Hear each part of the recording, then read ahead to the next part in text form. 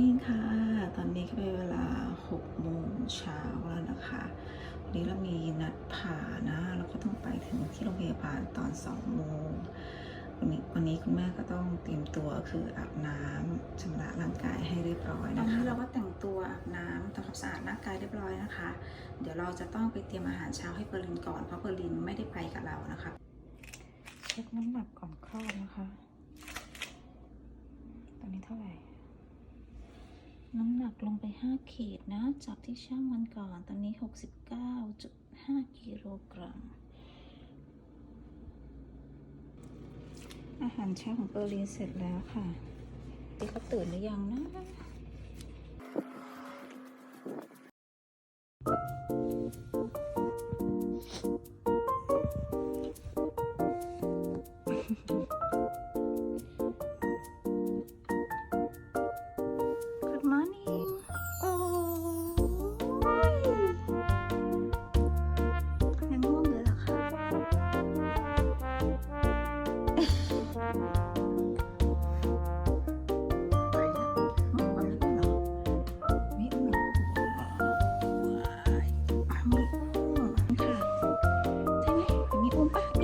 แอบป้าหนูนะป๊าอยู่นั่นเลยไปที่นี่ เนี่ยไปอยู่นี่ ว้าวสวัสดีค่ะ Good morning Good morning เดี๋ยวมีกลับมาจะมี4 คนแล้วนะ ไปเดี๋ยวมันมีจะไปแล้วค่ะ คนเก่งค่ะไปตอนนี้เราก็มาถึงโรงพยาบาลแล้วนะคะเราก็เปลี่ยนชุดเรียบร้อยแล้วนะก็เตรียมตัวอันนี้ก็น่าจะเป็นห้องรอนี่แม่เปลี่ยนชุดเรียบร้อยแล้วค่ะโอเคตอนนี้ก็พยาบาลก็ใส่อันนี้คือเครื่องวัดหัวใจของเด็กนี่คือ contraction มีด้วยก็คือการเกร็งวัดการเกร็งของท้องนี่ก็ความดัน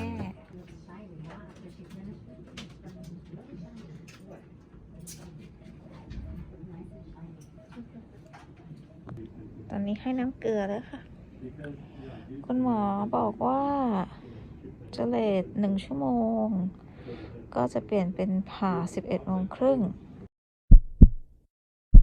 ระหว่างรอนะครับตอนนี้ปุ๊บเข้าไปแล้วก็น่าจะเป็นบล็อกหลังก่อนนะครับเดี๋ยวจะมีพยาบาลรับเข้าไปขอให้ทุกคนปลอดภัยแข็งแรงปลอดภัยทั้งแม่และลูกนะครับเกรซตันและปุ๊บแล้วก็เจอกันนะครับlot of pressure ไม่เป็นไรออนจีแข็งแรงไว้ pressure หน่อย pressure หน่อย Princeton มาแล้ว Princeton มาแล้ว Yeah I see it Okay Okay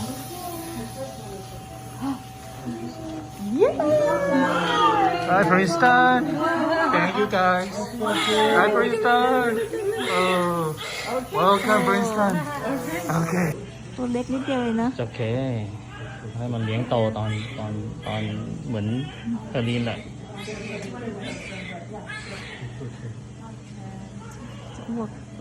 โอเคทำใจดีหายใจเข้าลึกๆทุกอย่างปลอดภัยแล้วทุกอย่างโอเคแล้วจริงทุกอย่างโอเคแล้ว Open up more okay otherwise Am I going to cut yes okay daddy Okay hold this one okay ready goes here okay ready Toss over here yeah Okay Welcome Prince Thank you guys Thank you sit down for now that we have baby first okay Okay we'll call you once we're ready okay Thank you Appreciate you Thank you Yeah it's recording that's fine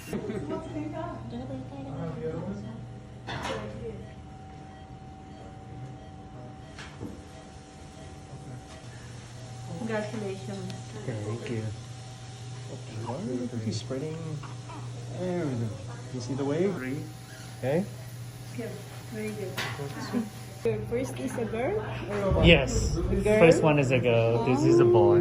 Yeah, that's Hi, Princeton. That's all. Welcome. Oh, his name is Princeton. Princeton. Okay, welcome. You call him Prince.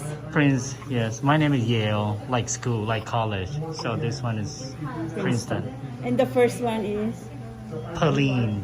Colleen. Purrine. Pauline. Yeah.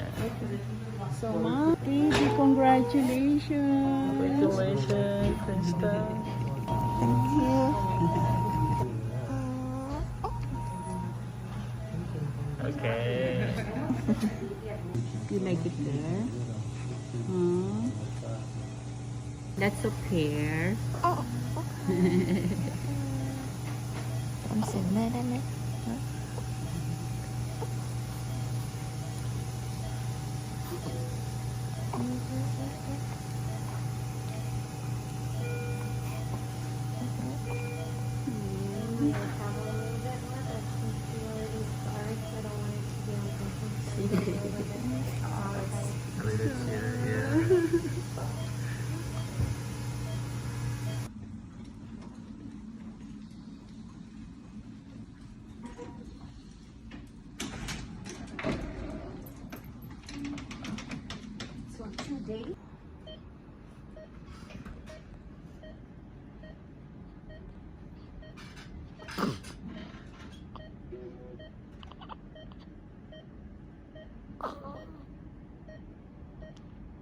ปลาปุ๋ย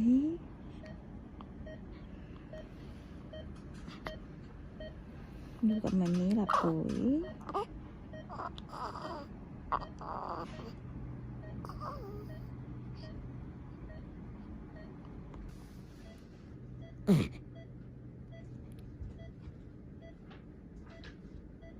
จะโครงหน้าเปอร์ลีนเลยนะ เหมือนเปอร์ลีนไหมคะ เหมือนพี่สาวไหมคะ ไม่เรานะคะคนเก่งของคุณแม่ ว้าวว้าวว้าว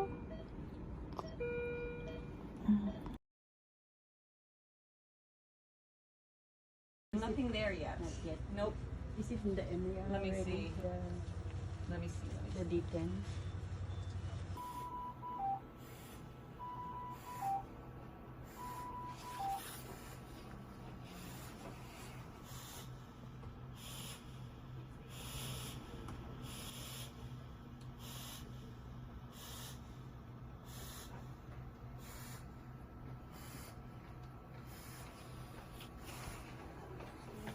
It's good that เรากำลังจะไปหาพรินสตันมาแล้วค่ะ จะลองปั๊มลมอีกสักครั้งหนึงว่าจะได้ไหมนะเฮ้ยป้ายก็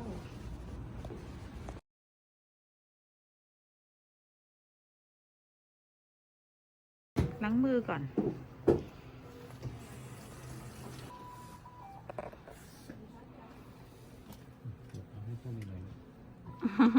มัมต่อมัมต่อลูก Yeah.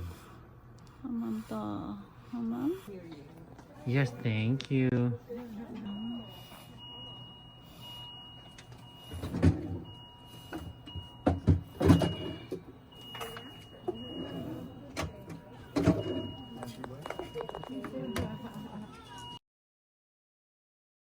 วันที่มีนมออกมานิดนึง นม1 หยดของแม่ เป็นสตันมัมนะคะ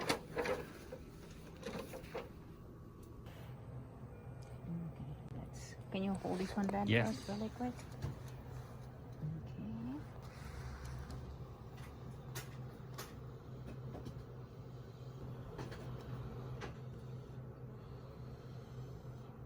He's trying to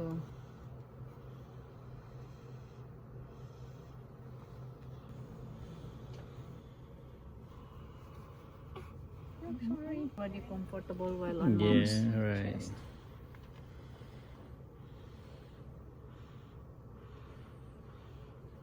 Yeah, he's sucking.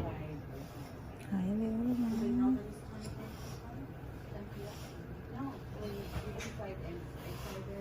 กลับบ้านกันเข้าใจไหมคะอืม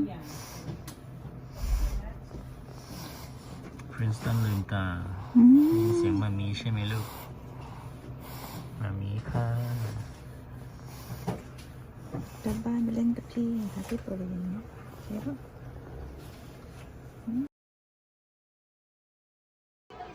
Princeton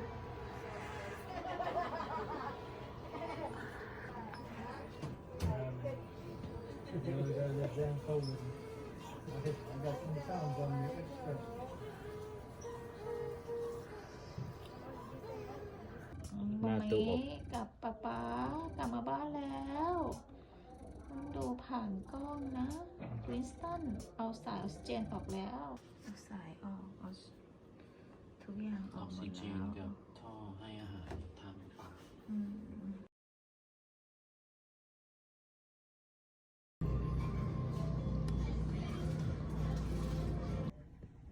โอเค good โหคอ job แข็งเร็วจังเลยอ่ะ good job ยกคอได้สูงเยอะเลยนะ แข็งแรงดีแล้ว good son I will He's the pro. just one He's eating his hand. Let's see. Okay. It look perfect to me already. oh yeah nice Beautiful. What's the other one? Yeah. oh one more So one more. To keep it for souvenir. Yeah.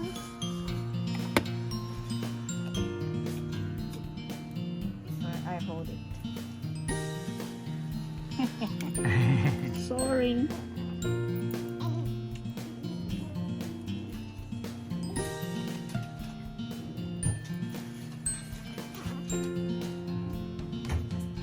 That's a secret, huh? Okay. Thank you. Wow, that's beautiful. American is Wow, professional Maricon is like the bomb. yes You bomb lucky you got Maricon. Bomb, Sorry, yeah. it won't come out like this. Yes, it will Yeah. missing toe for sure. yeah Oh, now he's awake. Hiểuแล้วยัง Stay here. oh yeah Yeah. Don't sleep, huh? I will, yeah. Back. How we do it? Like this? I'm going to count 1 2 3 1 2 3 another 1 2 3 perfect it's crying Oh, I'm done. Oh, he's so hungry. Go home, feed him right away. yes Okay, yes and then- yes thank And feed you him good. yes Pull it like first here, and then you have all this extra. Hold on, let me pull this down. I want to get space.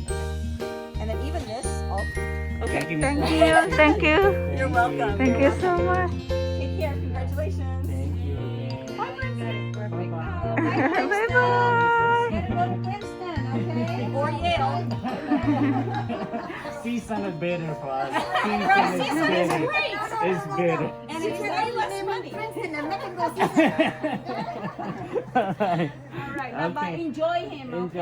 All right. Merry Then Christmas and Merry Happy New Christmas. Year Oh, thank you. Happy holidays. thank you bye bye Bye. thank you appreciate it โอ้เห็นน้องครั้งแรกเหรอคะ น้องชื่ออะไรน้องชื่ออะไร Princeton ป่ะปริญใช่ป่ะ น้องชื่ออะไรลูกชื่ออะไร Princeton สิ Princeton โอ้โหแสงสัตว์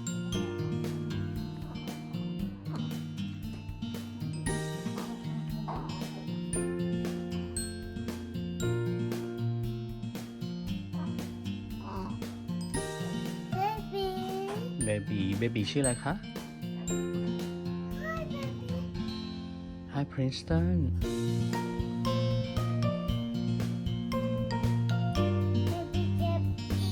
โอ้ยเบาๆใช่ค่ะ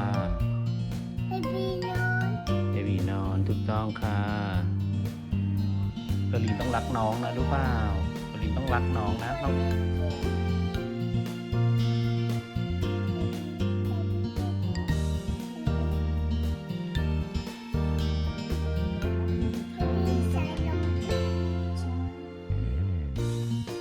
Happy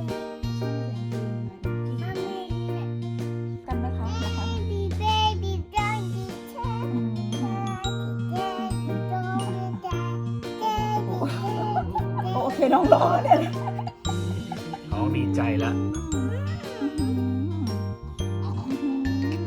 น้องชื่ออะไร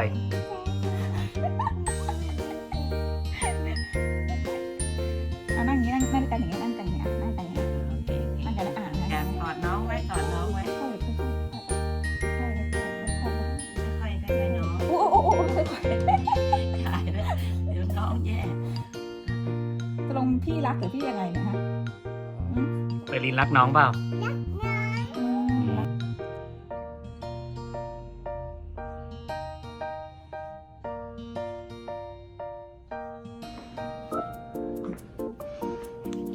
เฮ้ยหายไปไหนหลบไปไหนแล้วเฮ้ยกินมือตัวเองเหรอลูกค่อยออกเองค่ะไม่เอาตรงก้นอู้น้ำเปียกแฉะเต็มหลังเลย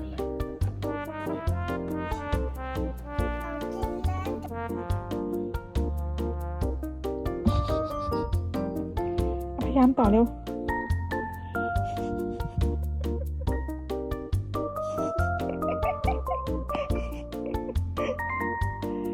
ไม่กินแล้วเหรอหลับเหรอ